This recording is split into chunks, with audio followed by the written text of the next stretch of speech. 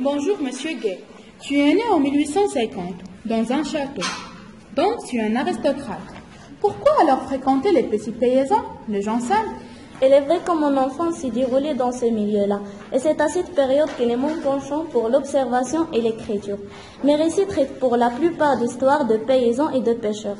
Pourquoi as-tu choisi la ficelle comme titre de ta nouvelle? C'est pour démontrer que des choses, des objets, des actes futiles peuvent détruire la vie d'une personne. Tu ne ferais pas référence aux causes futiles qui ont abouti à la séparation de tes parents? Peut-être. Ma mémoire d'enfant avait enregistré une scène entre mes parents. Un jour, mon père revint de Paris où il travaillait à la banque, et en voulant accrocher son costume, il tomba sur une cravate ficelle. Il comprit que ma mère avait pris un amant. Mais on ne trouve pas d'histoire d'amour ou d'adultère dans ta nouvelle. Peux-tu rappeler l'intrigue aux auditeurs?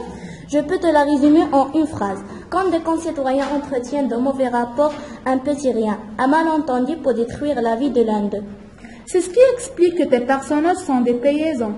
J'ai choisi pour décor le milieu rural, là où les gens se connaissent bien, là où la rumeur circule aisément, là où la tribalité et le clanisme régnent encore.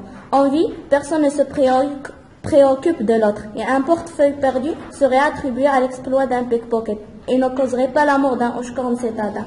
À ce propos, j'ai lu que Oshkorn, le personnage principal, acculé par l'incrédulité des paysans normands, n'a cessé de réfarcir partout son histoire, cherchant à démontrer son innocence.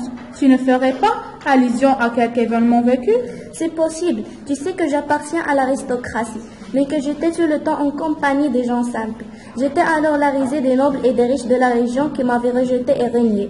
N'oubliez pas surtout que la folie avait touché certains membres de ma famille et qu'elle m'a atteint moi aussi. Ce qu'a subi Oshkorn, je l'ai enduré également. J'en suis désolé, monsieur Gay, de mes passants, et je compatis. Une dernière remarque. Grâce au réalisme qui se dégage de ta nouvelle, les lecteurs vont trouver un flux d'informations sur ta Normandie natale.